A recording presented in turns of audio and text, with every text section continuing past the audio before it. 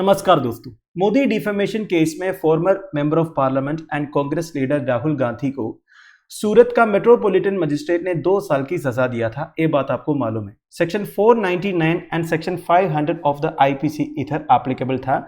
दोनों जो सेक्शन से डिफेमेशन के साथ डील करता है।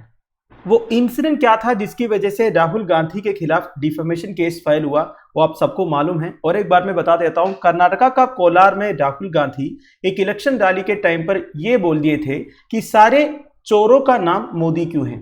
उन्होंने एग्जाम्पल्स दिए ललित मोदी, नीरव मोदी और even prime minister Narendra Modi ji का।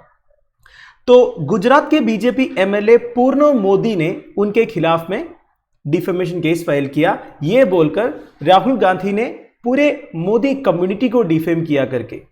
इसके बाद सूरत का मेट्रोपॉलिटन मजिस्ट्रेट राहुल गांधी को 2 साल की सजा दिया था under section 499 and 500 of the IPC. अब इसमें खास बात यह है दोस्तों, डिफेमेशन के लिए मैक्सिमम पनिशमेंट लिखा हुआ है 2 इयर्स का। अब 2 इयर्स का पनिशमेंट देने से प्रॉब्लम क्या होगा, एक एमपी डिस्क्वालीफाई हो जाएगा।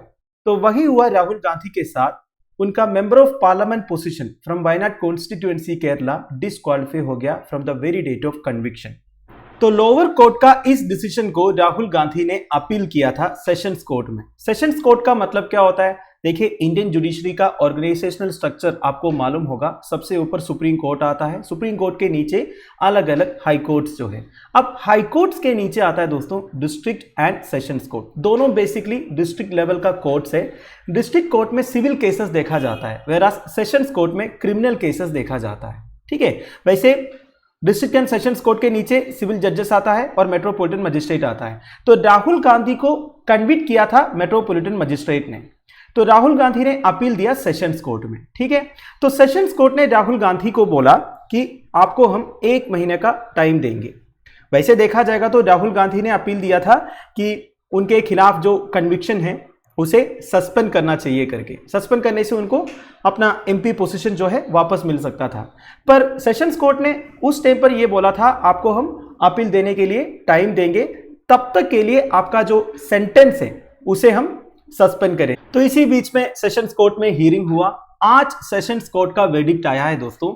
राहुल गांधी ने जो प्ली सबमिट किया अपना सेंटेंस को सस्पेंड करने के लिए, उसे सेशंस कोर्ट ने डिसमिस किया है।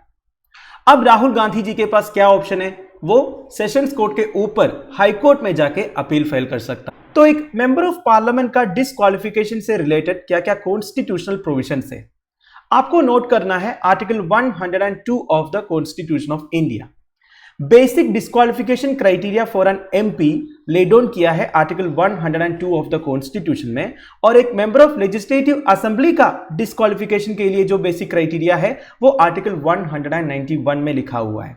And article 102 authorises parliament to make law determining conditions of disqualifications. तो बेसिकली एक एमपी का डिस्क्वालिफिकेशंस के कंडीशंस क्या क्या होना चाहिए, इसके रिलेटेड लॉ बनाने का पावर पार्लियामेंट के पास है। ये आर्टिकल 102 पार्लियामेंट को दिया है। So what are the grounds for disqualification under constitution. सबसे पहला है holding an office of profit under government of India और any state government. Office of profit का मतलब क्या होता है, मतलब एक member of parliament government of India और एनी स्टेट गवर्नमेंट के अंडर कोई भी ऑफिस या ऑफिशियल पोजीशन होल्ड नहीं करना चाहिए। ऐसा करने से क्या होगा दोस्तों, देखिए ऑलरेडी वो मेंबर ऑफ पार्लियामेंट है, तो उनका एमपी वाला जो पोजीशन है उसका मिसयूज हो सकता है ना। देखिए हमारा constitution already separation of powers provide किया हुआ है। हमने एग्जीक्यूटिव, लेजिस्लेचर, जुडिशरी सबको अलग अलग करके रखा हुआ है और तीनों ऑर्गन्स ऑफ गवर्नमेंट जो है आपस में एक बैलेंस मेंटेन करता है। अगर आप एक मेंबर ऑफ पार्लियामेंट को गवर्नमेंट के अंडर कोई ऑफिशियल पोजीशन देंगे तो वो पोजीशन का मिसयूज हो सकता है। तो ये अवॉइड करने के लिए मेंबर ऑफ पार्लियामेंट को ऑफिस ऑफ प्रॉफिट होल्ड करना मना किया हुआ है। अगर कोई एमपी या MLA office of profit hold करेंगे तो वो डिस्क्वालीफाई हो जाएगा। सेकंड है बीइंग ऑफ अनसाउंड माइंड। ये तो आपको समझ में आ गया होगा दोस्तों। अगर एक मेंबर ऑफ पार्लियामेंट को कोई मेंटल इश्यूज है, मेंटली वो डिस्टर्ब्ड है या फिर उनकी कैपेबिलिटी नहीं है मेंबर ऑफ पार्लियामेंट वाला पोजीशन होल्ड करने के लिए, तो ये भी एक रीजन है। फिर देखिए not being an Indian citizen और for acquiring citizenship of any other country. देखिए एमपी के लिए एक बेसिक क्वालिफिकेशन है बीइंग एन इंडियन सिटीजन। अगर एक एमपी इंडियन सिटीजनशिप को रिनाउंस करेंगे या फिर कोई भी और कंट्री का सिटीजनशिप एक्वायर करेंगे तो ऑटोमेटिकली वो डिस्क्वालीफाई हो जाएगा। ऐसा क्यों बोल रखा है दोस्तों? देखिए, मैं एक इंडियन सिटीजन हूं और मैं इंडियन सिटीजनशिप बिना रिनाउंस करके अगर मैं दूसरे कंट्री का सिटीजनशिप ले रहा हूं तो ऑटोमेटिकली मेरा इंडियन सिटीजनशिप जो है कैंसिल हो जाएगा। तो ऐसा अगर कोई एमपी करेंगे, उनका जो एमपी पोजीशन है वो डिस्क्वालीफाई हो जाएगा। ठीक है, फिर देखिए 10th शेड्यूल। 10th शेड्यूल क्या है? जिसमें एंटी डिफेक्शन के बारे में लिखा हुआ है। इसे कॉमनली एंटी डिफेक्शन लॉ कहता है। It was meant to arrest the practice of legislators from changing political affiliations during their term in office. अब देखिए, इसका मतलब क्या है बताने की जरूरत नहीं, फिर भी मैं आपको आसान भाषा में बता देता हूं। मान लीजिए मैं कांग्रेस टिकट में जीता और मैं पार्लियामेंट में पहुंच गया।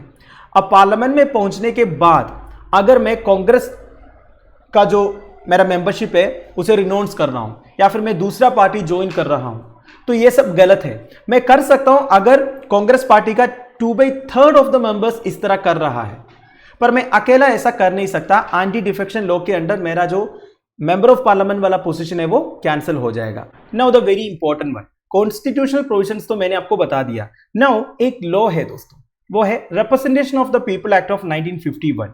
इसमें लिखा हुआ है, ये person will be disqualified if convicted and sentenced to imprisonment for not less than 2 years। The person is disqualified for the period of imprisonment and a further 6 years।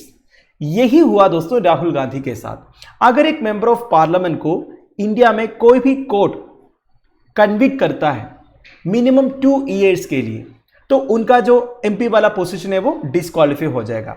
अगर 2 साल से 1 दिन भी कम है ना तो प्रॉब्लम नहीं होगा, पर मिनिमम 2 साल अगर होगा तो उनका एमपी वाला पोजीशन डिस्क्वालीफाई हो जाएगा। और कब तक डिस्क्वालीफाइड रहेगा?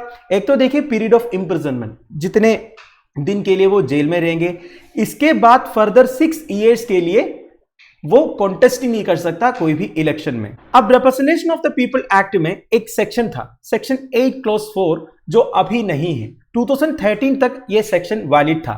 ये सेक्शन में लिखा हुआ था, legislators could avoid immediate disqualification. मतलब देखिए, अगर कोई एमपी को कोर्ट ने कन्विक्ट किया मान लीजिए 3 साल के लिए, तो अभी के हिसाब से उनका जो एमपी वाला पोजीशन है वो डिस्क्वालीफाई हो जाएगा। पर 2013 से पहले क्या था ना, उनको 3 महीने का टाइम देता था। मतलब 3 महीने तक उनका एमपी पोजीशन रहेगा और वो अपील वगैरह दे सकता है। अगर कोई भी हायर कोर्ट उनका कन्विक्शन को सस्पेंड करता है तो उनको कुछ नहीं होगा, उनका जो एमपी पोजीशन है वो वही के वही रहेगा। पर देखिए दोस्तों, हुआ क्या, 2013 में lily Thomas versus union of India करके एक केस हुआ। इस केस में सुप्रीम कोर्ट ने section 8 clause 4 of the representation of people act को अनकॉन्स्टिट्यूशनल डिक्लेयर किया। तो अभी के हिसाब से अगर कोई भी इंडियन कोर्ट एक मेंबर ऑफ पार्लियामेंट को मिनिमम 2 years के लिए अगर कन्विक्ट करता है तो उनका जो एमपी वाला पोजीशन है वो सेम टाइम डिस्क्वालीफाई हो जाएगा। पर राहुल गांधी वाला केस में कोर्ट ने वर्डिक्ट सुनाते वक्त राहुल गांधी को बोला था, हम आपको 30 दिन का टाइम दे रहा है अपील फाइल करने के लिए। तो राहुल गांधी ने मेट्रोपॉलिटन मजिस्ट्रेट का ऊपर जो सेशंस कोर्ट है उधर एक अपील फाइल किए थे। बेसिकली उन्हें जो सेंटेंस अवार्ड किया था उसे सस्पेंड करने के लिए, पर सेशंस कोर्ट ने उस प्ली को ही डिसमिस किया है। अब राहुल गांधी जी के पास अगला ऑप्शन है हाईकोर्ट में जाके प्ली फाइल करने का। अगर हाईकोर्ट भी डिसमिस करता है फिर सुप्रीम कोर्ट के पास। तो दैट्स इट। आई होप आपको पूरा इश्यू समझ में आ गया होगा। Thank you for watching. Bye bye, have a nice day.